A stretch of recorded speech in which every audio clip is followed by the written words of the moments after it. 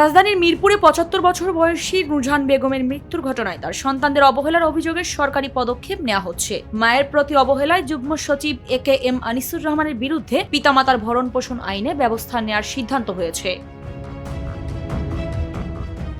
জনপ্রশাসন প্রতিমন্ত্রী মোহাম্মদ আব্দুল বারী জানিয়েছেন, আইন অনুযায়ী তদন্ত ও প্রয়োজনীয় প্রক্রিয়া শেষে ব্যবস্থা নেওয়া হবে। পল্লবী থানার ওসি জানান, নুরজাহান বেগম মেয়ের বাসায় থাকতেন। বাসাটি ছিল অস্বাস্থ্যকর ও নোংরা পরিবেশে ভরা। তার এক ছেলে যুগ্ম সচিব, আরেক ছেলে বুয়েট শিক্ষক এবং আরেক ছেলে কানাডা প্রবাসী, এক মেয়ে স্থানীয় বিদ্যালয়ের শিক্ষক।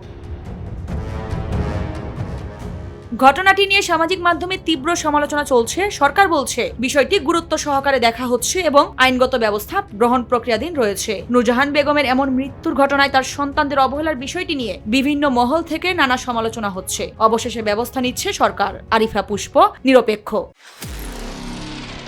নিরপেক্ষ, সত্য প্রকাশে আপোষহীন।